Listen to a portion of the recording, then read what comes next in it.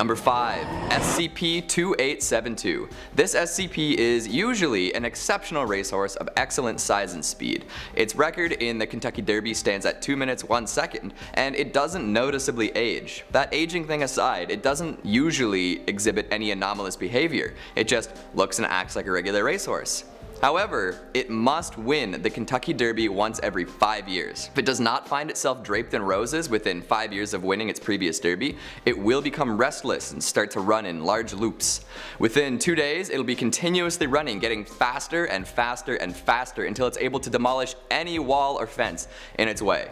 Somehow, it is never physically harmed by any of these impacts while in this state. If it's left unimpeded, it will reach a top velocity of approximately 320 meters per second and will continuously run in loops across distances measuring hundreds of kilometers. This does not mean that it's unstoppable, however. If it hears the words, "Whoa boy," it will stop over a period of 50 meters. However, the sound must be adjusted to take into account the Doppler effect before it will have the desired effect. The horse was discovered at some point in the 60s when it caused over $30 million in damages. It was calmed down successfully by the owner at the time, and custody of SCP-2872 was transferred to the Foundation. The owner explained the 5-year principle and promptly skedaddled. He hasn't been seen since. Since then, the horse has hit what was assumed to be a top speed twice. However, the Foundation found a private stable and trainer who seemed to be adept at keeping the horse sedate and winning derbies. At some point in the 2010s though, it began to show agitation again. Tranquilizers were ineffective and even the failsafe, whoa boy, did not work. SCP-2872 erupted from his cell, causing injuries and fatalities, and ran off into the wastelands. At some point, it achieved escape velocity and achieved liftoff. Yes, you heard me right. The horse ran so fast, defied gravity, right out into the solar system, out of our atmosphere and off into space.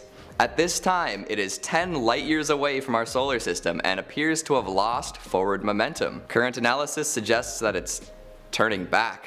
Uh-oh. When I said it can never escape, I actually meant it can never escape the cold, dark nothingness of outer space, but apparently it's just that fast. I don't think Earth is ready for that kind of impact. Coming in at number 4, SCP-1498. You might want to reconsider counting sheep before falling asleep after I tell you about this one.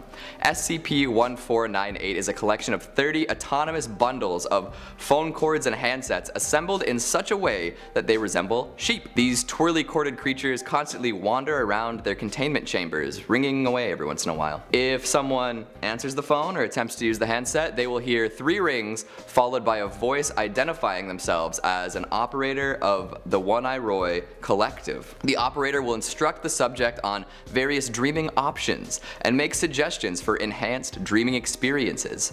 Once the call is ended, the subject will lose consciousness for 9 hours. That's more sleep than I've had all year, lucky bastard. When they awake, the subject will claim to have experienced the exact dream they ordered. They will likely want to reuse the phone immediately. If someone uses this service repeatedly, the experience changes their bodily and mental state, and not for the better. They will want to sleep as often as possible and prefer to use the SCP to select their dreams. While they're sawing logs, parts of their skull will begin to be replaced by telephone parts. Sometimes this manifests through the coughing up of telephones, cords extending into their esophagus, wires growing in place of their hair, ringing devices being found in their ears, and their voices actually being replaced with dial tones. Doesn't sound like too much fun if you ask me. Imagine if these sheep were just out in the world, luring people in with a cure for insomnia and then replacing their body parts with phone pieces. I'm sure some folks would even do it voluntarily, knowing the risks. Eventually, a whole rotary phone will assemble itself on the subject's head, and then they will display the same intelligence as instances of SCP-1498. There have been no cases of human intelligence being restored in such cases. Hope the dreams were worth it. Coming in at number 3, we have SCP-4276. These next couple entries are particularly nasty insects who could very well be indistinguishable from their regularly occurring counterparts. Fair warning, you may never want to leave the house again. SCP-4276 is a tribe of insects similar to what is commonly known as the cuckoo wasp. They have many similarities, including kleptoparasitic breeding habits and structural coloration. However, this SCP can manifest in many more colors and has been known to grow larger than the non-anomalous variety. Its behavior is hard to distinguish from the average cuckoo wasp, save for an ability to grow to maturity much faster. Instead of hosting its larvae in eggs, SCP-4276 will introduce the baby bugs to both living and freshly killed animals. Yeesh. Recorded instances of this behavior have been found in 4 white-tailed deer, 2 desert cottontails, 1 red fox, 1 black bear, 1 German shepherd, and, get this, 4 human males. Yup, those nasty will burrow into living humans. Is anyone else feeling itchy? The colony was originally discovered at the cottage of a hunter where wasps had infested the lodgings and burrowed into a man and 3 guests. Once they're ready to hatch, they burst forth from the flesh, leaving small holes all throughout the host. The colony was controlled with smoke and brought under the Foundation's custody, thank goodness. While researching the behavior of these horrifying insects, it was discovered that hatching and maturation can be accelerated through the use of noises exceeding 90 decibels or irregular or extreme illumination, sometimes a combination of both. This became all the more horrifying when another instance was introduced at the local high school's prom. Loud music, flashing lights, you do the math. Foundation account details a student being so full of these rapidly growing wasps that he exploded. It's like becoming a human hive. Now we know there's more than 1 colony, and they may not all be under Foundation custody. Excuse me as I go douse myself in gasoline. Coming in at number 2, SCP-775. If that last one gave you the heebie-jeebies, prepare yourself, because this one isn't any better. 775 is a variety of tick significantly larger than most regular ticks. Most unengorged adults end up being around the size of a nickel. And if you've ever seen a normal tick, you should know that no tick should be that big. None of them. In addition to being huge, these ticks are resistant to crushing, cutting, and tearing, so anything you could do to kill a normal one won't be so effective here. Plus, they move fast. They're also capable of flattening themselves down to 25 millimeters to escape during tiny gaps and actually damaging concrete over time. These abilities would make any tiny bloodsucker extra awful, but just you wait, it gets way worse. Blood isn't the only thing on the menu, as these ticks inject an enzyme that liquefies other tissues. Bone, blood vessels, fats, all food for these buggers. The thing that they don't target is actually skin tissue. Once engorged with all of the host's gooey insides, it will lay an egg sac and resume feeding. And in fact, it will not stop feeding until the host is totally incapable of providing further nutrients. That means the hosts will be just hollowed out, leaving behind the outer layers of skin. Just imagine a totally deflated, like, human balloon, and you'll start to get the picture. But the skin doesn't just get left alone, the ticks will actually get to work laying more eggs.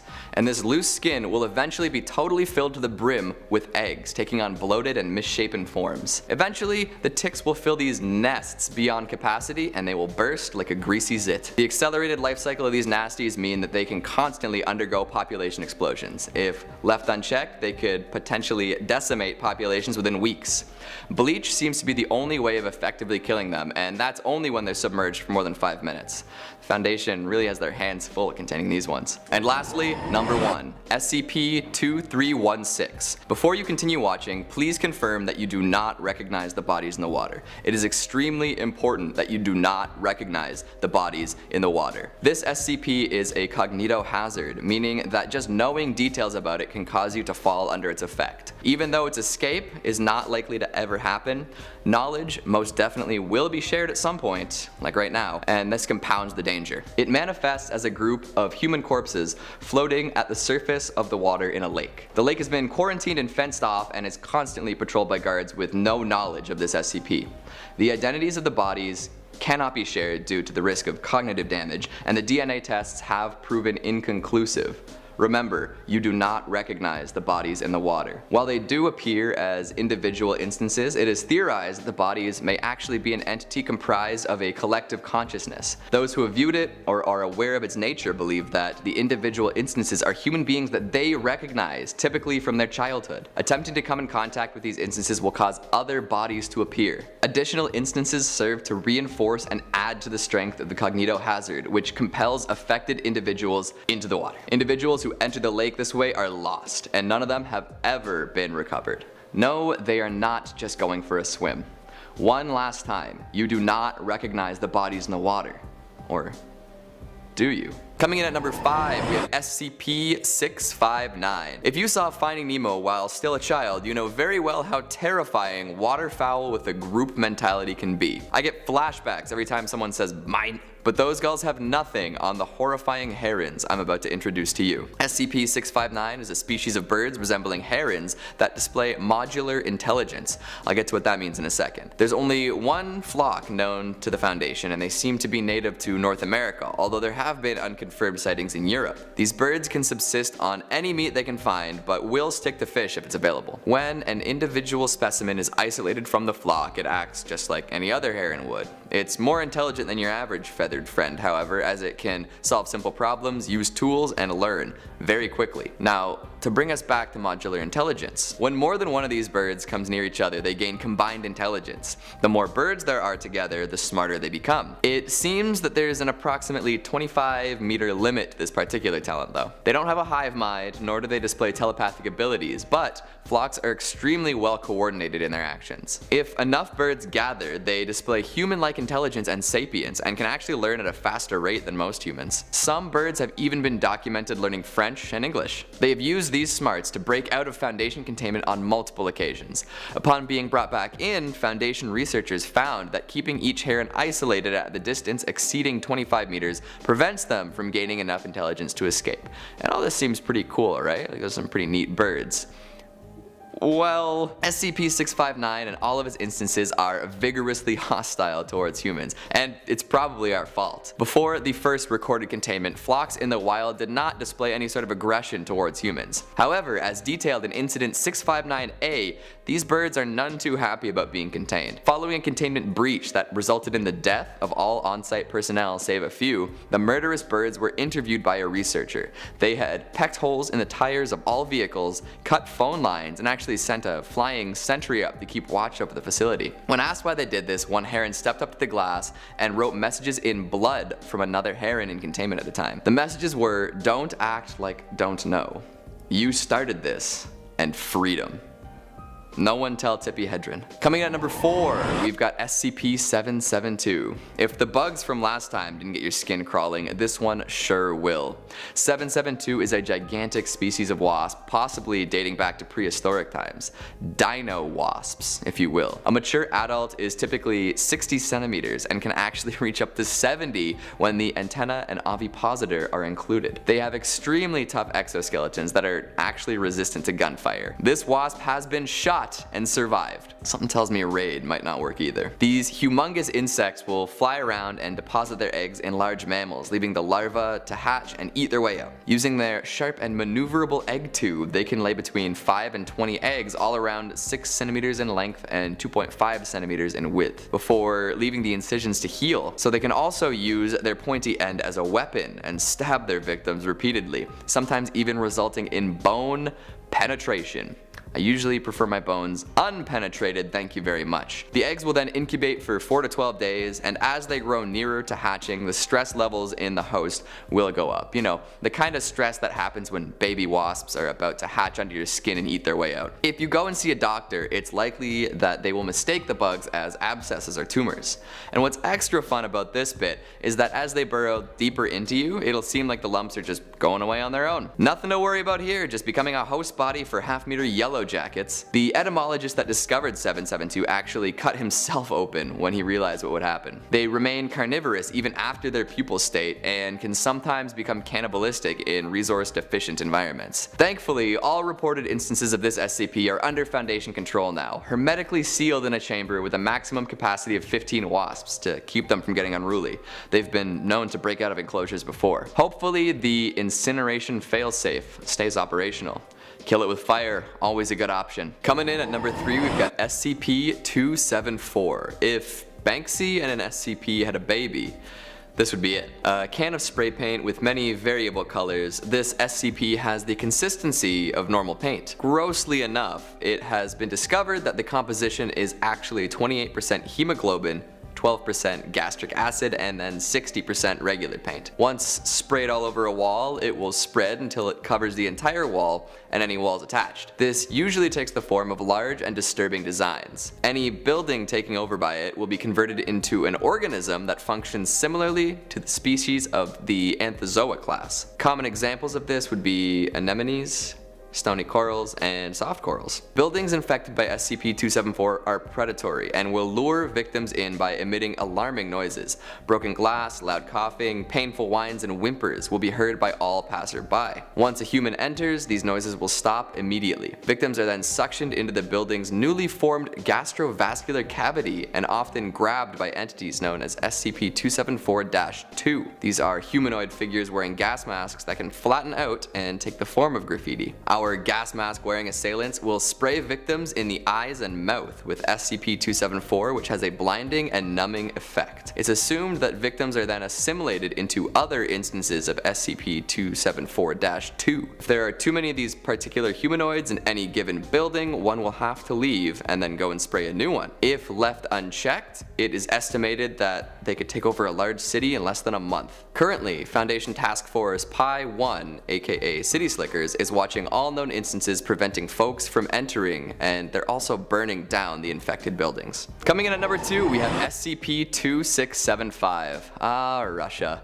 This SCP is a Soviet-made Arctica-class nuclear-powered icebreaker ship named Sibir. Official records say it was retired, but later it was found out that it disappeared while investigating an anomalous artifact in the Arctic Ocean. It can spontaneously change shape, add new structures, equipment, and weaponry. It also generates neutron radiation. The water around it is often seen glowing blue. This shape-shifting ship can also vanish from one location and manifest elsewhere. The limits and nature of this power are currently unknown, although the use of it often coincides with a spike in radiation. Unfortunately, this kick-ass ship is hostile and dangerous. Come on, can't we just have some cool stuff? On board is a discrete entity known as SCP-2675-1. It appears to be an adult human male fluent in Russian, French, and English. Intelligent and violent, he claims to be a herald of a previously undocumented god. In a transmission from the ship, 2675-1 announces that he sails for the God-Child, born of the atom. He and his crew are no longer life, but time and energy. Based on information from other transmissions and reports, we have a vague idea of how he and the ship came to be. At some point while investigating the anomaly in the Arctic Ocean, something must have happened in the nuclear power source aboard the Sibir. This vaporized everyone on board, but eventually they rematerialized in this kind of host entity. Think like a Dr. Manhattan at sea. Those who were and reconstructed now see nuclear power as a god-child who needs to be cradled and cared for, whose love needs to be shared with all men. So this seafaring blue ghoul wants everyone to be broken down into atoms so they can finally see the warmth and love of the atomic god-child. Love it. And finally, number 1, SCP-2521.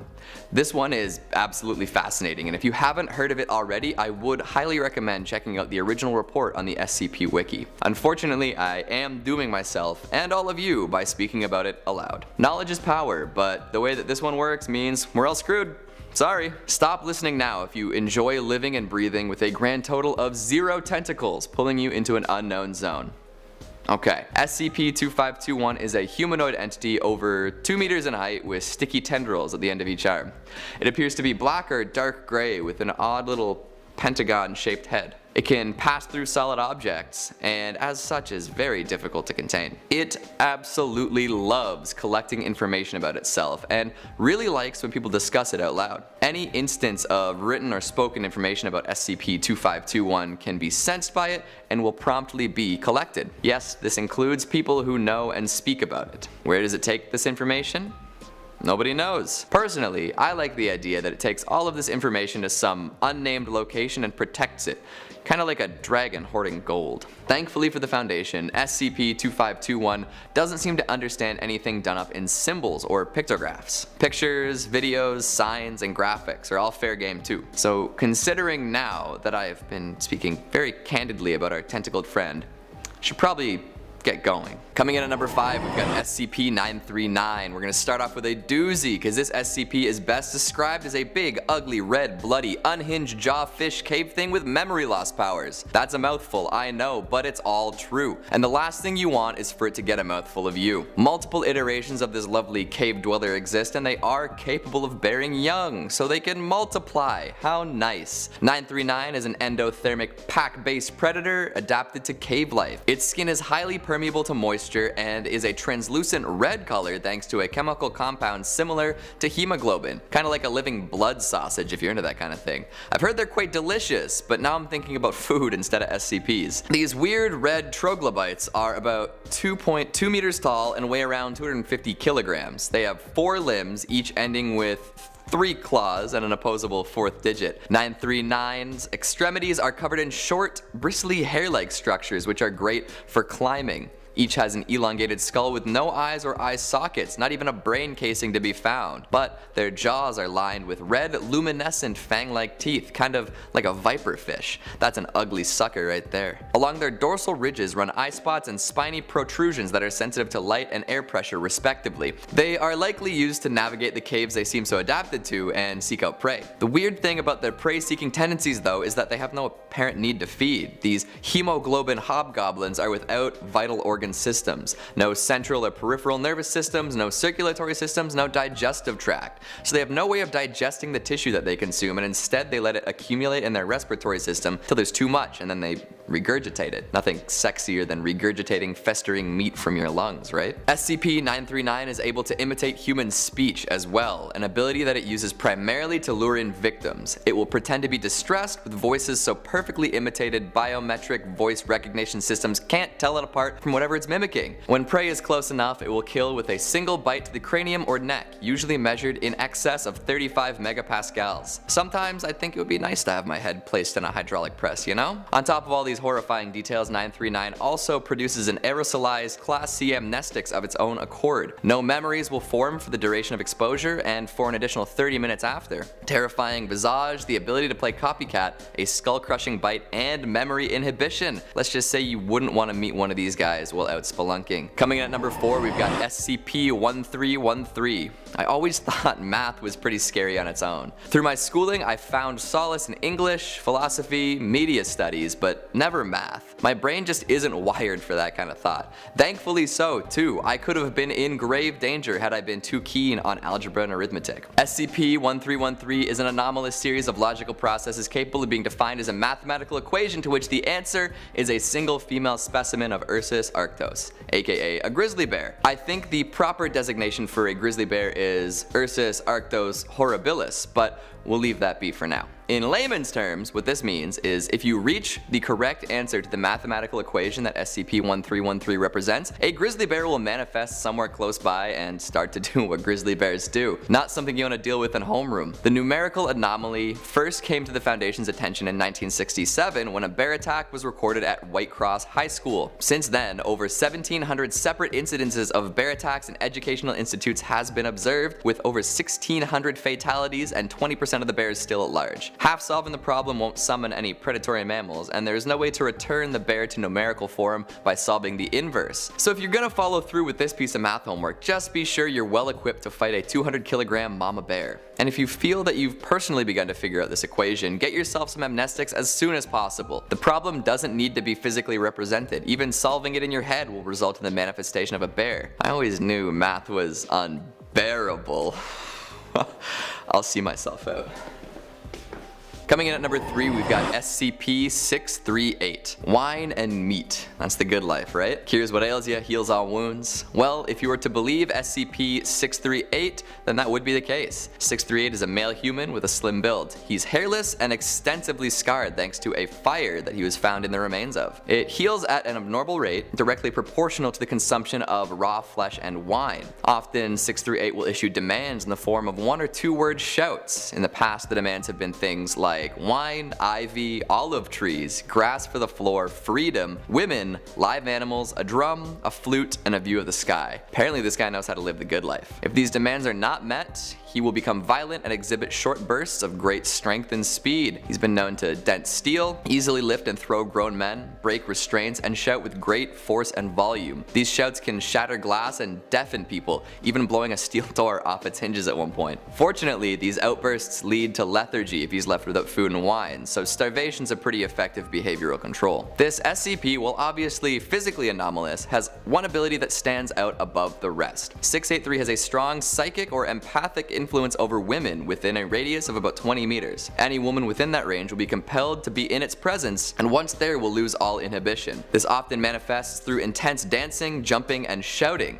If they're allowed to continue on, they will dance until they drop from exhaustion. Attempts to remove female subjects result in violent responses from both 638 and affected subjects. This SCP will use these folks in aid to escape, as subjects will also demonstrate greater physical prowess along with a high level of adrenaline. Once removed from his influence, subjects demonstrate full memory of their actions and often feel intense shame if it's not something they would have otherwise done. The jury is still out on how the influence works, whether psychic or empathic, but could be something else entirely. In the meantime, hide your kids, hide your wife, because he's influencing everyone out there. Coming in at number 2, we've got SCP-076. I like to think of this one as being like a Terminator without the influence of Skynet. Less metal parts too, I guess. 076 is actually classified as two things, a stone cube and the humanoid entity contained within. The cube is covered in engraved patterns with no known origin, with 21 locks on the door. Inside is a human male estimated to be in his late 20s. He's got black hair, gray eyes, and olive skin. All over his body are tattoos depicting arcane and occult imagery. He's commonly referred to as Abel, and for simplicity's sake, I'll refer to him as such. Abel is technically dead while encased in the stone cube. Every once in a while, he will awaken and reanimate with all human vital signs. He'll then seek out the nearest human and enter a rage state in which all humans encountered are fought to the death. The only way to end this rampage is by killing Abel. This proves to be very difficult though, as he possesses superhuman physical abilities and is able to ignore pain and shock. He's been seen carrying on through seemingly deadly injuries, ripping through reinforced security doors, clearing 64 meters in under 3 seconds, taking multiple 50 cal rounds to the head and continuing to fight, swatting lower cal bullets out of the air with rebar, surviving without oxygen for more than an hour, and materializing bladed weapons out of nowhere. Is my Terminator comparison making more sense? Even when he dies, he'll turn to dust and then reform in the coffin over a period of time between 6 hours and 25 years. The lad has nothing but contempt for human beings and will fight tooth and nail to keep killing. There's a weird connection between SCP-076 and 073, and under no circumstances should they be allowed to meet. Here's hoping they keep a close eye on this one, because I'm not down to die gloriously in combat against a superhuman. Not yet, anyways. And finally, number 1, SCP-2440. I am pretty sure that I've already fallen under the influence of this one. Yep. Even before I tell you more, it's likely that you have too. Anyone into SCPs has a higher chance than most to sustain 2440 infection. Let me explain why. This SCP is an extra-dimensional entity whose power increases proportional to the number of people aware of it. Using a mimetic agent that can be inserted into any source of information, this SCP can control the actions of the infected to some degree. Once it reaches a certain level of awareness, it can extend its influence past infected individuals. I'll run down the scale that it seemingly works by. At fewer than 200 infected, the individuals influenced will demonstrate a heightened interest in horror, fantasy, and sci-fi media. They'll express interest in writing and sharing these works, which increases the infection rate. See where I'm going with this? You've probably already stumbled across some of the mimetic agent already. Meme warfare, people, with horror, sci-fi, and fantasy at the core. Once it amasses over 500 people, it can overtake the body of an infected individual and speak to all infected individuals at the same time. On its journey to 10,000, it gains reality-bending characteristics and becomes capable of manifesting itself outside of a host for short periods of time. Currently, the Foundation believes this SCP to have amassed over 10,000 people, meaning that it can control up to 1,000 individuals at one time. If it keeps up the exponential spread of the mimetic agent, it could control a projected 1 million people. This would lead to an XK class scenario, as the anomaly would be fully capable of manifesting itself outside of a host. We'd all be subject to its powers, and humanity would fall totally under its control. The Foundation is currently administering anti-mimetics and amnestics to all found to be connected to this, but it is tough to contain the spread of of information. The internet tends to be resistant to censorship after all. An organization known as the Children of God worship 2440 and spread its materials as often as possible. So yeah, I don't know how long we have before this one eclipses the Foundation. Maybe there's Foundation materials already infected by the memetic. In that case, enjoy what time you have left and prepare to bask in the glory of 2440, our meme god. Seems about right in 2019. Starting us off at number 5, we've got SCP-439. Who here is a fan of the worst torture imaginable? I don't know about you folks, but being immobilized and subjected to immeasurable pain is not exactly my cup of tea. No judgment, you know, everyone's got something, but stick with me and I'll introduce you to an SCP that will make your skin crawl like never before. Actually, I don't know if your skin could crawl after this one's done with you. SCP-439 is a grayish earwig that loves to crawl into the mouths of sleeping humans, all the way down into their lungs. If encountered while awake, it presents no more of a threat than a normal earwig. However, once this thing climbs down a sleeping person's trachea, it will settle in and subject you to a world of hurt. The first few hours after waking, the host will complain of chest pains and shortness of breath, followed by abdominal cramping. This tightness in their chest will worsen and a fever will rise until the host is incapacitated. At this point, the host will develop a disorder that's usually genetic and promotes additional bone growth into people's muscle tissue. This happens very rapidly and is extremely painful, often with bone spurs protruding through the host's flesh. The host will then seek shelter in a dark, enclosed space like a heating duct or a cupboard. In the first 3 days, without treatment, the host will become completely withdrawn and immobile due to pain and difficulty breathing. This is the final stage of the transformation on the host's journey to becoming a bone hive. Let that phrase sit with you for a moment. Bone hive. Okay. The host then enters the fetal position and their skeletal structure shifts until they are roughly spherical in shape, while new protrusions anchor them into place. Now unrecognizable, they've been converted into a sort of cage to protect their internal organs and the bustling new earwig colony within. The earwigs will preserve little bits of the brain and digestive tract to ensure that these organs still function, and they actually use the host's intestines to process materials into a nutritive slurry for the colony. The queen will produce between 20 and 30,000 offsprings as workers, drones, and warriors, just crawling around inside your bony body. Eventually a new queen will emerge and the colony will burst forth from the hive in search of a new host. And when I say burst, I mean they'll actually tear their way out. All but the queen will die over the next little while, and then the host will eventually starve to death. Yes, the host is actually still alive while all of this is happening. Experimentation suggests that they're actually still semi-conscious during the process as well, which a fate worse than death, to say the least. Filling out our number 4 slot, we've got SCP-3199. Colloquially referred to as eggheads, these are big, weird, bald chickens that could very well end the world if left unchecked. These giant humanoid fowl clock in at around 3 meters tall and weigh almost 800 kilograms when fully grown. They're thick. Just look at their SCP picture. They can run at speeds averaging 25 kilometers per hour, and upon contact with a human or animal subject, they will liquefy the internal organs and bone structure. This disgusting cadaver will then be brought and fed to the younger eggheads. Their reproductive cycle is what causes them to be so fearful, as there doesn't seem to be a limit to how many times these things can reproduce. They seem to do this asexually as well, meaning that they can just go on and on without, any other contact. So get this, any instance of 3199, fully grown or not, has an egg in them at all times. They will produce them often through a process in which the egg passes through the stomach, up the esophagus, and then it is vomited out of the mouth along with a viscous red corrosive substance. While this is happening, the chicken folk show extreme discomfort and emit sounds not dissimilar to screams. These large, rubbery off-white eggs are extremely resilient and have proven to be resistant to blunt force trauma, pressure in excess of 180,000 pounds per square inch, high precision blades, and long-term acid exposure. While it's easy enough to dispatch an egg head, the eggs themselves are hard to destroy. And the fact that they can reproduce at extreme rates means that this could easily represent an XK class scenario via overpopulation. Imagine living in a world where everywhere you look you see awful flabby chicken manticores vomiting eggs and acid. Although I wonder if the chickens fry up nice. That could be useful. Coming in at number 3, we have SCP-4616. This one's kind of an odd one, even for an SCP. It's a humanoid entity with superhuman strength and speed, and it actively avoids and destroys any and all surveillance equipment, meaning that nobody has actually acquired any high-resolution images or video of it. Hangs around farmhouses with properties that include wooded areas. It'll chill out at the edge of the woods during the day and wave with its right hand at anyone present, but it'll retreat into the woods if approached. At night, it leaves the woods to inspect the farm. During these expeditions, 4616 will actually do useful farm work. It'll rearrange objects and sometimes damage property and livestock. It will also bang and scrape on the farmhouse trying to gain entry. Any farmhouse resident who's outdoors during the nocturnal excursion will be abducted by the beast. Never taking more than one person during any given night, it will then drag their victim into the woods. Anyone who attempts to leave the property will be abducted as well. In fact, if anyone other than the farm's residents attempt to enter the property, they'll be beaten to a literal pulp. Yes,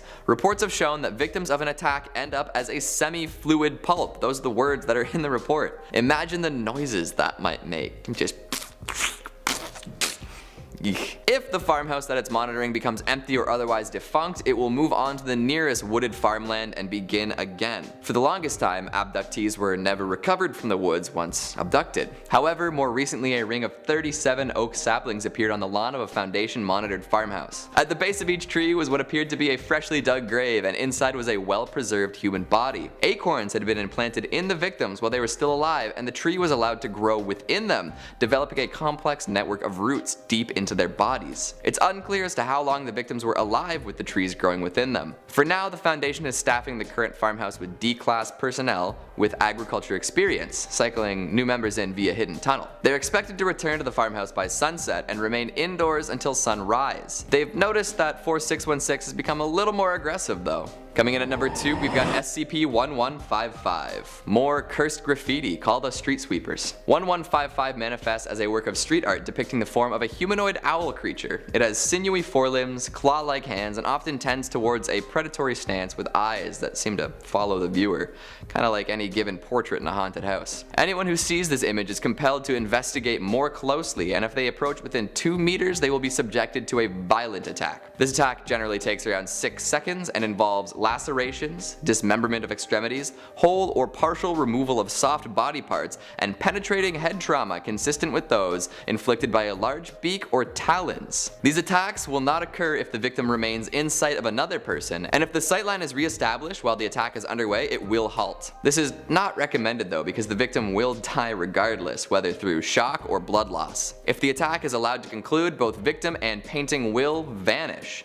There is yet to be an instance of victim retrieval, but the painting itself will reappear somewhere within 7 days. Whenever discovered, the area surrounding the painting must be quarantined, as completely enclosing it causes the relocation process to happen quickly. If you attempt to destroy or paint over it, it will also relocate. The Foundation constantly observes 1155 from a remote location while doing their best to keep civilians away from danger. Has anyone seen Velvet Buzzsaw? And finally at number 1, we've got SCP-4666. For this last one, let's get into the Christmas spirit, hey folks? 4666 is a long-lived humanoid of unknown origin. It's over 2 meters tall and appears to be an extremely emaciated, naked man of European descent. Capable of instantaneous or near instantaneous teleportation to any location north of 40 degrees north latitude. The Foundation has no idea how to properly contain this one. Every year this SCP will become active for a period of 12 days between December 21st and January 2nd. This is known as a Weissnacht event. 4666 will appear at dwellings in 1 or more locations, always at family homes and isolated rural areas. The family must have at least 1 child under the age of 8, and that area must have snow cover that lasts the duration of the event. For the first 7 nights, children will report seeing it somewhere near the family dwelling, whether watching from across a field or at the edge of a nearby forest. They will also report waking up and seeing it watching them sleep through the window. Nights 8 through 11 will involve family members hearing footsteps coming from the roof or attic and an unpleasant odor permeating throughout the house. No cause will be found, making the parents suspect that they are being stalked or haunted. On the 12th day of Christmas, 466 gave to me 2 scenarios. The more common scenario involves all family members being killed, save for 1 young child who is then kidnapped. It will inflict incapacitating injuries to the family members while they sleep and then herd them into a single room where it kills them all ritualistically in front of each other. The kidnapped children are brought to an unknown location and forced to make toys. If they don't work hard enough, 4666 will kill them or hurt them very badly. The remains are then used to make more toys. Yikes. The less common 12th day involves the family remaining unharmed and the children receiving gifts in the form of toys crafted from these remains of human children. Bad Santa, my ass. This thing gives Krampus a run for its money. Joy to the world and all that jazz. Coming in at number 5, we have SCP-1249. Okay, so at first this one isn't gonna seem too scary. It's a cute little fennec fox. Like, come on, it's adorable. But keep in mind that the Foundation keeps only one of these under lock and key and literally incinerates the rest. Yes, they take these tiny foot-long foxes and they throw them into the incinerator to prevent them from being spread across the world. Why would they do something so barbaric? Well, I'll tell you why. Because these things are dangerous and deadly. While appearing to be identical to a non-anomalous fennec fox, SCP-1249 is comprised entirely of fungal material. This mushroomy stuff has replicated the skin, skeleton, and fur of a fox, while its internal structure consists of a thick mold of varying viscosity. Ugh. It is constantly exhaling a toxin containing heavy amounts of psilocybin and muscimol. So if you take a liking to this fox and you decide to hang out around it, you'll be exposed to this aerosolized toxin. After 2 minutes of exposure, an exposed subject will enter a consistently increasing state of euphoria until removed from 1249's presence. After 5 minutes, they will become highly resistant to pain and begin to behave similarly to those under the influence of psychedelics. Yeah, this fuzzy little pal will get you high. Some of you might be down for that, but not for what happens next. If the fox sees a subject in this inebriated state, they will lie on or against the subject. Soon after this cuddling begins, 1249's skin will appear to melt and grow over the subject. It will then completely envelop its prey and shift it towards its abdomen. There is no known limit to what this tiny guy can envelop, and it is capable of processing over 190 metric tons of food in 1 week. The oddest thing is that the fox will only eat live prey in this matter. It will eat dead subjects and processed food just like a regular fox would. So if these adorable little rascals were allowed to roam free, they would weasel their way into the homes of cute animal lovers everywhere, take them on a wicked trip, and then eat them. Sounds like a girl I knew in university. Filling out our number 4 slot, we have SCP-1536. These odd little ovals have major implications if you really think about it. Usually they just crawl around on the ground using their 2 weird arthropod legs, but something very interesting happens if they're presented with a direct line of sight to a sufficiently complex moving object. 1536 will alter its composition and appearance to match that of the object, effectively transforming into whatever the target is. While in this active state, it will be identical in every measurable aspect, from DNA to skin markings to even memory and personality. It even has the same life requirements, whether that be food and water, oxygen, etc. If it can sustain itself, 1536 will remain in this transformed state indefinitely, acting just as whatever it copied would. Damage and wounds will be sustained as well, and if the object is killed, it will return to its inactive state. It can't copy something from an image or a recording and needs about 16 minutes to cool down after returning to an inactive state before it can mimic once again. Who knows what these things are thinking when dragging themselves around on the ground prior to transformation? Is there a reason they do this? Do they have some sort of evil agenda? Plus, once a human is copied, it essentially becomes self-sustaining to the same degree that the person it copied is, so it can probably find food and avoid danger. What would happen when 2 of these identical clones come face to face? What if an important public figure is copied and it becomes impossible to tell them apart? What if it copies another extremely volatile SCP? These are questions I definitely don't want the answers to. Keep it locked up, throw away the key. Now at number 3, we have SCP-2774. Do you remember the sloth from Zootopia? Could you live like that every day? Slow reaction times, no emotion, a lack of ability to make high-level decisions. I know I couldn't. But if you ever come in contact with the memetic agent 2774-A, you can end up that way. SCP-2774 is any medium that contains 2774-A, which is a memetic image of an unknown humanoid entity wearing a sloth costume. Once you see this image, the effects will set in between 40 and 100 hours after exposure. Once fully realized, you'll lose all ability to use your cognitive functions or make higher level decisions, save for a period of about 150 seconds every 24 hours. So basically, you're walking around on autopilot with 0 input until you get this short 2.5 minute window. Sounds like hell if I'm gonna be perfectly honest. Subjects who have already been exposed would tell you that it is. During their 150 seconds of lucidity, they're often agitated and fearful, and it's common for sufferers to act irrationally and express dread at the permanence of their situation. More often than not, they will beg someone to kill them or act in ways that would expedite death. At this point, the Foundation has found that the most humane thing to do is terminate the victims. Might be the first truly humane thing the Foundation's ever done. If you're colorblind, count your lucky stars. The image only retains anomalous properties if it contains hues of red and green. And for whatever reason, it has not been found online yet, just in media like movies, TV, and magazines. Home videos too. So all you young folks out there need not worry, the memes on the internet are still safe. Or at least as safe as they were before you knew about this one.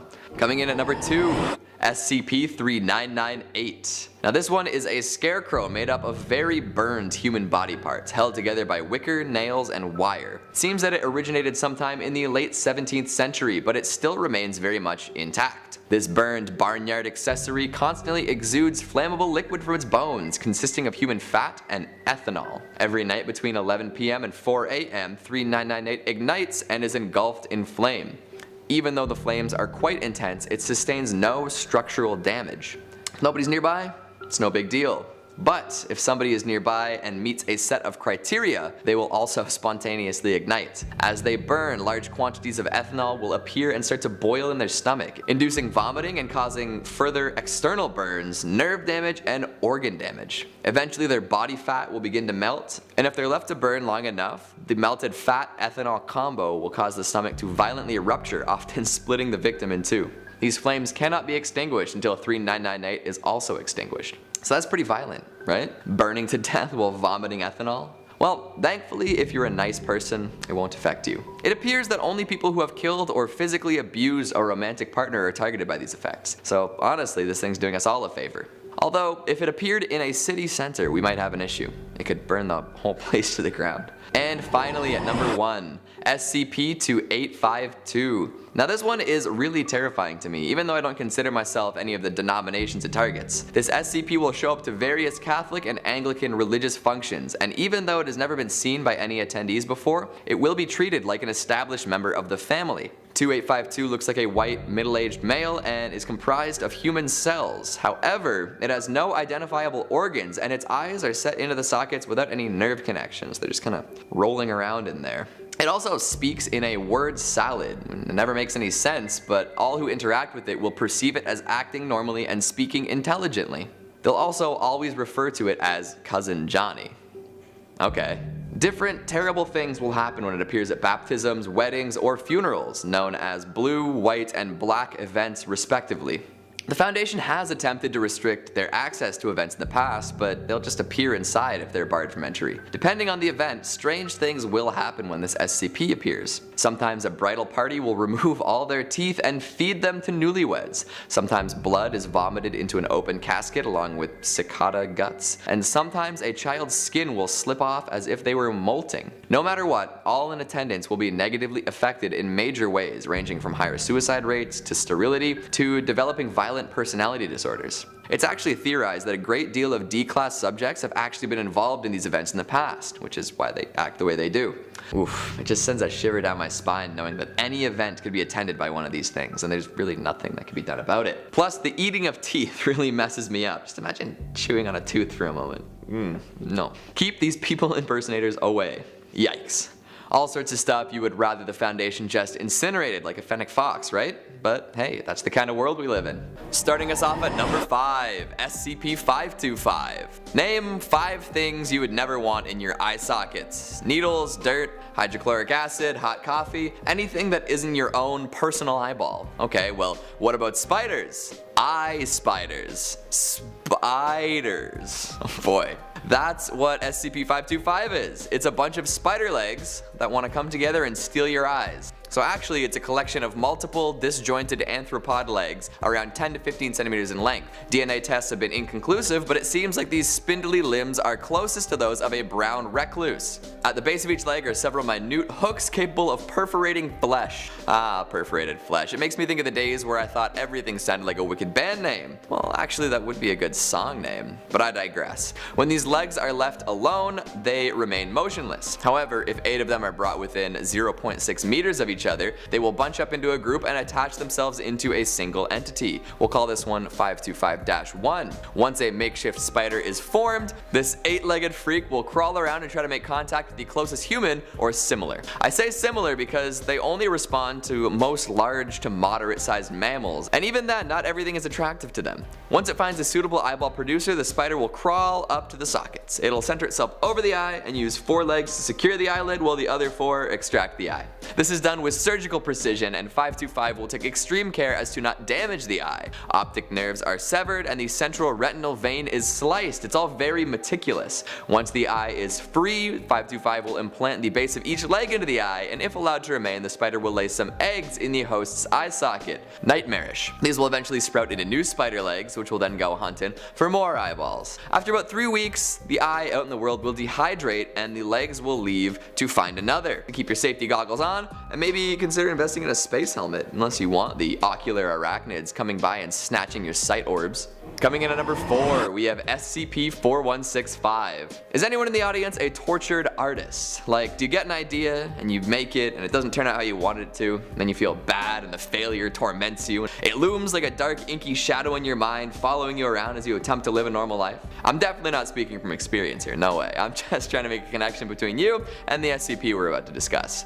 SCP-4165 is a 28-year-old human male in pretty rough physical condition. Lots of minor health problems here, but all of that is non-anomalous. The real abnormality is the ink monster that manifests and chases him. We'll call this dark blobular humanoid. 4165-1 has the ability to change its shape, size, and physical state at will. It will typically manifest around 50 meters away from 4165 and move towards it, avoiding any existing obstacles. No interest will be shown in other individuals unless it's attacked or otherwise provoked. If this is the case, it will harden its extremities and use them as weapons or attempt to fill the assailant's mouth and nose with ink. Not nearly as tasty as squidding pasta, unfortunately. If 4165-1 is immobilized or significantly harmed, it will demanifest and then wait around 7 to 10 days before showing up again. A nice week off for our poor 4165. Coming back to the question I posed at the beginning of this entry, there is one instance of the ink monster getting close enough to kill 4165. It has never actually killed him though, and instead, if it gets nice and close, it'll pull a notebook and black pen from a hole in its head. This will greatly distress 4165 and often cause a panic attack. If the book and pen are not accepted and used, the beast will savagely beat 4165. It's like writer's block manifesting and then kicking your ass. Like, oh, write the book, you idiot. Oh, who told you? You went out and told everyone that you were gonna do it, now they think you're a hack. I don't know.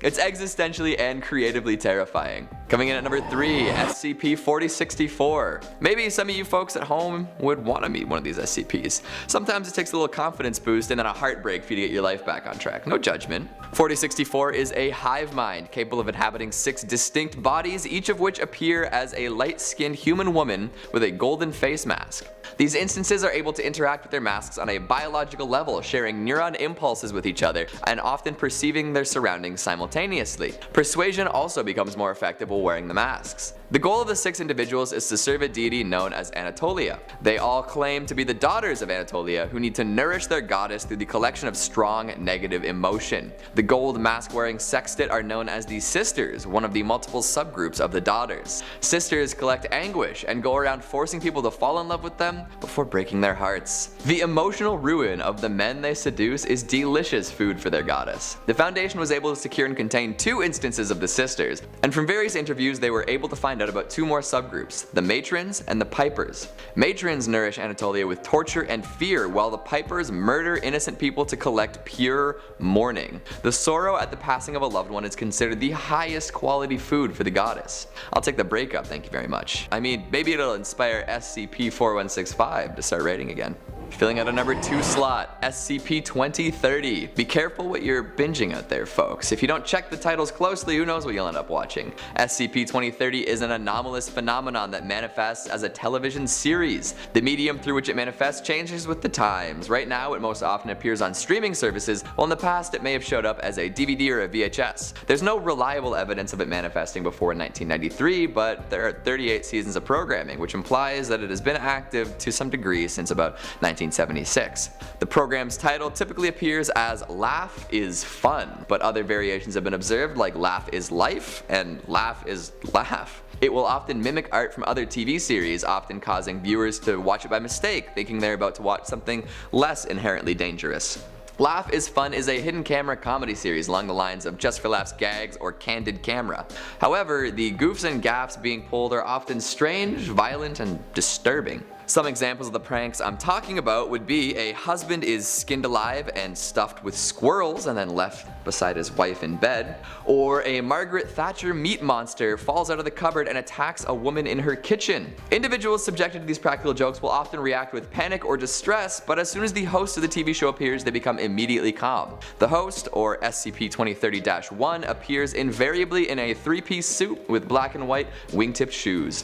Is always shot from the neck down, making identification difficult. Most participants will express familiarity with the host and often identify him by his known name, Laffy McLafferson. Laffy will always give an odd speech at the end of each episode, and it sums up what we saw in a way that would seem to be like aliens wrote it if they wanted to mimic human entertainment from the 70s. Not quite word salad level, but definitely in the uncanny valley of speech, if that's a thing. All participants on the show are real, recognizable humans, and every last one of them has died of causes unrelated to the show. There is nothing connecting their deaths to the show other than the footage of them on the show. Laugh is fun. Laugh is laugh. And at number 1, we have SCP-4205. What are your windows made of? Do you know the particular variety of glass? Maybe find out or just stop looking at them. Why? Because you might accidentally catch a glimpse of 4205. This is a visually perceived cognitohazardous anomaly presenting as two adjacent amber-hued luminous oculiform objects within a transparent medium, or in layman's terms, amber eyes appearing in glass. It has been observed in all sorts of glass, the only exception being lead glass. Any sentient being directly viewing 4205 will undergo immediate and irreversible brain death, with all measurable neurological activity ceasing within 500 milliseconds of exposure. It 100% instantly kills people that look at it. An outside observer would see the individual just drop dead. However, for the person dying, the half-second interval it would take to die would seem like it was taking forever. This is stretched out in their perception as the eyes seem to enjoy tormenting people. Yikes. All you did was look out the window and now you're experiencing unimaginable torture and regret. Bad deal. Should have kept your eyes on the screen. Viewing footage of the eyes is safe, but any digital footage will display some level of corruption. And the Foundation terminal that had been used during a viewing event was later found with severe textual and data corruption. The entry for this one is very interesting. It actually mimics the experience of using a 90s era Foundation terminal, so I would highly recommend checking this one out in its entirety. Poor Wade, so self-conscious, so self-critical, but hey, happens to the best of us. Kicking us off at number 5, we have SCP-913. If you've plumbed the depths of the SCP tales, you probably stumbled across the name Dr. Wondertainment before. This enigmatic, anomalous Willy Wonka of the underground seems to enjoy creating strange toys to bring joys to girls and boys. Usually these playthings have odd qualities that really aren't suitable for use by children, but we'll ignore that for now. Wondertainment created a whole line of Little Misters brand people a while ago, all human, all anonymous. There are 20 in total, including one discontinued Mr. Red and number 0, Mr. Collector himself. Some are considered safe and don't really pose any threat as anything other than a human, while others are a little more unpredictable. SCP-913, or Mr. Hungry, falls under the unpredictable descriptor. He's a middle-aged man with an extremely fast metabolism. So fast, in fact, that he requires the recommended daily caloric intake for a normal human his size once every 2 hours. If this caloric requirement is not met within the 120-minute time limit, Mr. Hungry will enter a trance state. While in this trance, he will break down and ingest any solid matter in sight. Literally everything, even stuff that would usually be indigestible like wood, plastic, and metal. To make matters worse, he will not distinguish between living subjects and other material. So yeah, he might just eat someone to calm his rumbling tummy. Mr. Hungry can rend objects with an estimated force of 3,000 newtons and has an estimated bite force of 5,000. For these reasons, the Foundation has elected to keep him in a reinforced steel cell, constantly being fed nutritive slurry through a catheter. If he got out and got hungry, there's no telling what he might eat. Coming in at number 4, SCP-909. Just to stay on the Dr. Wondertainment train of thought for a little while longer, we'll take a look at another one of the more dangerous little misters. 909 is Mr. Forgetful, who may or may not have been created to cover the good doctor's tracks in case of trouble. It's a young adult male who seems to be suffering from permanent anterograde amnesia. He's vaguely aware of his condition, but doesn't remember anything aside from memories that he's developed through the anomalous qualities that he has. If you were to interrupt Mr. Forgetful mid-sentence, he would likely just revert to a confused state, being unable to remember where he is, what he was doing, or how he got there. The anomalous properties stemming from this are quite interesting though, and have wide-reaching implications if he were to ever escape custody with an individual who is a little wrong-minded. Any experience that 909 describes through writing will immediately enter his long-term memory. However, this experience will also disappear from the memories of all other individuals involved. So hypothetically, he could hoard all sorts of information and keep it from everyone else who might have experienced what he's thinking about. Imagine if a malicious person had him erase memories of theft, murder, terrorism, or treason. The world could quickly go to shit and no one would even realize. Not the kind of power you want out and about in the world. Oh, and as a side note, just in case you were wondering, 909 is very allergic to peanuts. Keep an EpiPen close by if you're with him. Coming in at number 3, we have SCP-2009. This is a mutation-causing mushroom spore. It makes people into other people and then turns them into reproductive machines. Get your mind out of the gutter, not like that. So there are 2 different stages in the 2009 life cycle. There's 2009-01 and 2009-02. 01 is the designation for all instances of an anomalous male humanoid capable of asexual reproduction by means of spores. So it's a bunch of mushroom clones named Thomas Huang. Each instance is 100% genetically identical to the next, and each is fully sapient. None of the Thomases seem to know that they're anomalous, and they all share the same memories from childhood up until early adulthood, living in the community of Pollinsby, California. Although no such community or people like Thomas have ever been found to exist outside of this context. So the Thomases will walk around living their lives wherever they've spawned until they find conditions that are suitable for them to begin reproduction. When the temperature and humidity are just right, instances of 2009-01 will seek out a dark, high-up area with plenty of nearby foot traffic. Then they'll anchor themselves to nearby structures and begin producing 2009-02 spores until they die of exhaustion. Imagine stumbling across one of these humanoid mushroom men, absolutely hollowed out through their own efforts. Oof, just being a janitor sweeping along and you find a corpse, an empty corpse named Thomas. The spores then float off and infect humans who are unfortunate enough to breathe them in. Within 3 to 4 days, those infected will become nauseous, lethargic, and sensitive to light, and by the 8th day their physiology will have totally changed to match that of the other Thomases. The folks will notice along the way that their body is changing and become very distressed. I mean, you would too if you suddenly began to metamorphosize into a 20-something man named Thomas. Once the transformation is complete, it will 100% match 2009-01 and will exhibit no knowledge of their lives beforehand.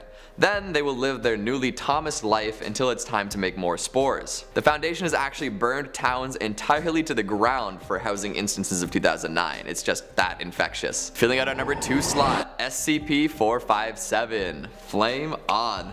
457 appears to be a sentient being composed of flame, but its actual composition is unknown. It's shaped out by the flames that it produces and will often assume a humanoid form if given sufficient fuel. At its very smallest, 457 will appear to be a single tiny matchstick-sized flame, but as it grows, it gains the ability to assume some more complex shapes. Also, its intelligence grows with size and fuel sources. It can even communicate once it hits a certain size, either by scorching letters onto surfaces or by using a series of crackles and pops to speak. If 457 reaches a certain size, it will split into 2 beings, and if they grow large enough, they will split off as well, and so on and so forth.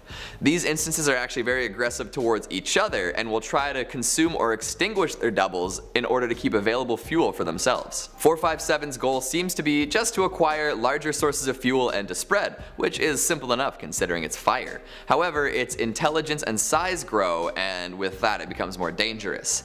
It has been seen sabotaging sprinkler systems and setting up complex traps in attempts to escape. Multiple wildfires have been attributed to it, and you can be sure that if it were to find its way into a densely populated zone, there would be lots of bodies burning. Crispy. And finally at number 1 we have SCP-035. Imagine if The Mask was even more dangerous, somehow. Okay, so 035 doesn't have cartoonish properties, but it is wildly deadly and destructive. This skip is a white porcelain comedy mask that will sometimes change to tragedy. If it changes, all existing visual records will automatically change to reflect its updated appearance. If you stay on its wiki page long enough, you'll notice the difference. Trust me. The mask is constantly leaking a corrosive and degenerative liquid from its eye and mouth holes. Spit and tears, this stuff is not. This liquid will decay anything and everything that comes in contact with it, and eventually the materials will melt completely into a pool of the original contaminant. Glass reacts the slowest, which is why the Foundation keeps it rotating between many airtight glass cases. Living organisms who come in contact with the goop will be melted down to nothing with no chance of recovery. This includes you, so do not touch it. Folks within a couple meters or in visual contact of the mask will experience a strong urge to put it on. This is a bad idea. Anyone who puts on the mask will experience brain death and then become possessed by the consciousness contained within. In fact, any humanoid-shaped object at all with the mask will become possessed. This includes mannequins, corpses, and even statues. However, anything that the mask does possess will degenerate very quickly and eventually become mummified. Conversations with the 035 have actually been quite fruitful, and it has provided knowledge about other SCP objects and history in general. The consciousness claims to have been present during many historic events. It is intelligent, charismatic, and flattering to anyone who speaks with it. However, it is highly manipulative, and even being near the mask without putting it on can cause sudden and profound changes to someone's psychological state. It will often prompt folks to commit suicide while transforming others into mindless servants.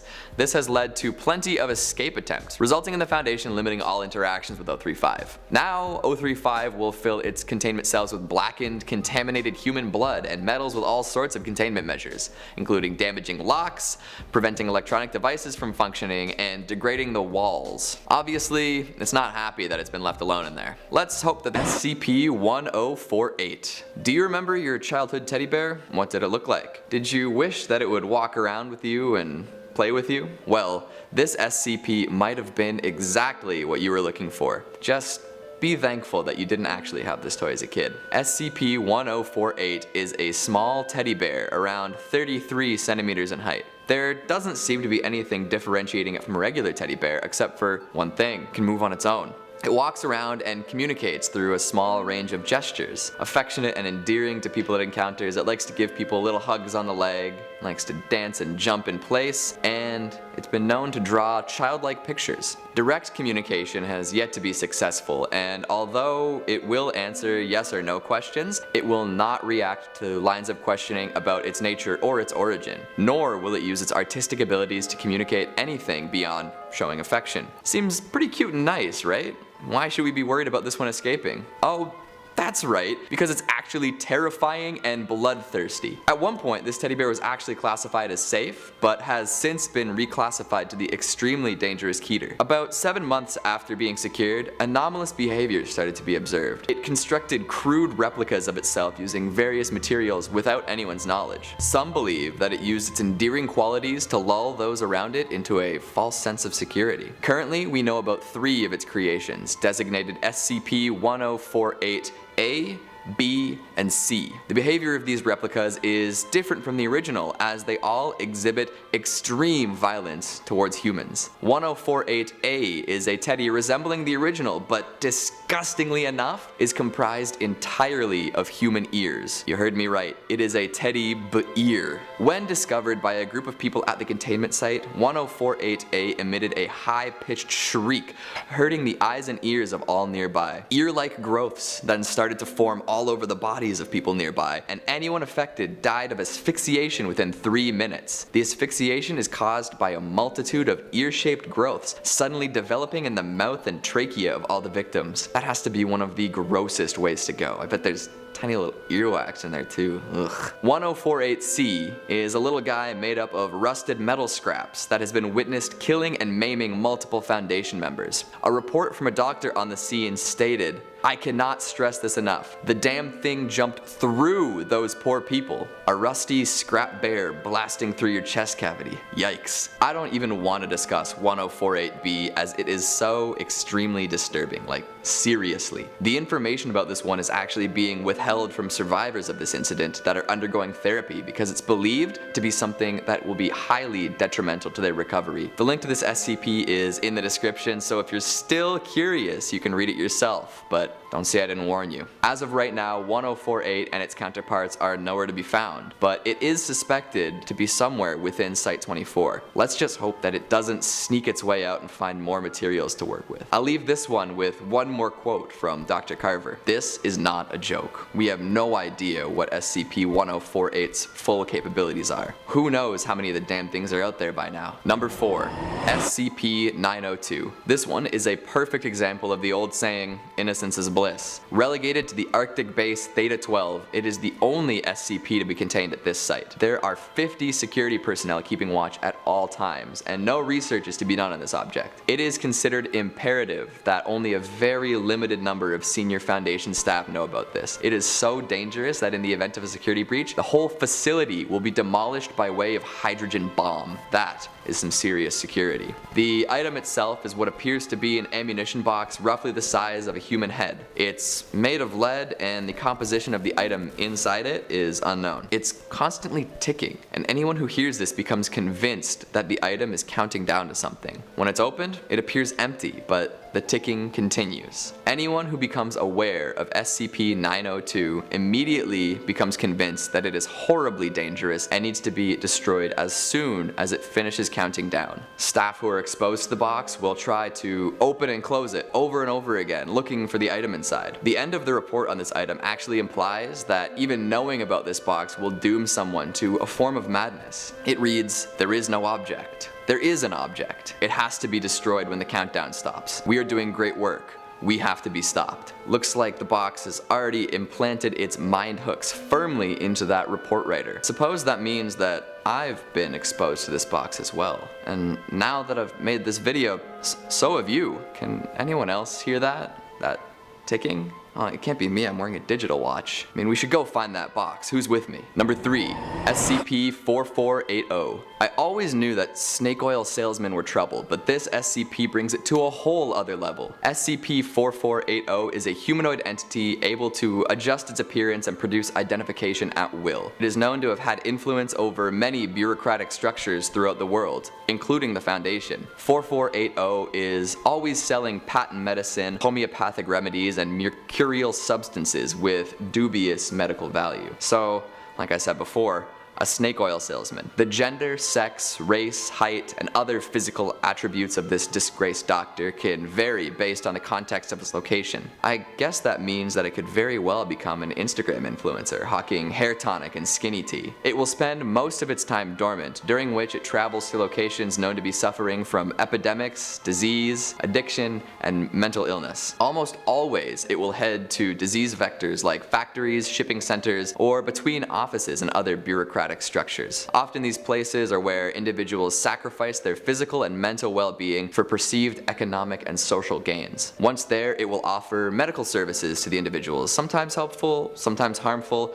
and sometimes with placebo effects. This snake oil salesman really commits to the act. Once accepted by the community, it will begin an activity the Foundation has classified as Vex events. It will use its power to change policies and procedures in organizations to create dangerous and hostile work environments. Laborers will be deliberately exposed to disease and unclean materials. Once this happens, the diseases spread quickly in communities. Depending on the number of casualties caused by these outbreaks, SCP-4480 will gain an increased quantity of its medical merchandise. This could be the motivation for these Vex events, as Dr. Snake Oil over here has been known to self-medicate. It has been around for at least a century, and we're unclear as to how many bureaucratic organizations it has infiltrated. Currently, it's being monitored by the Foundation in a containment facility where it is believed to be acting as Dr. Sam Edwards. If Edwards decides to move somewhere else, the Foundation is sure to follow. Number 2, SCP-2628. I have a creeping suspicion that this one has already evaded the containment procedures put into place by the Foundation. I know a lot of people who exhibit symptoms of contact with this. We're all on our phones and computers so much anyway, and most people probably wouldn't even notice. SCP-2628 is a botnet comprised of an unknown amount of internet connectivity connected devices. It is currently unknown who's responsible for it. Botnet intercepts and falsifies content shown to users of affected devices. The alterations are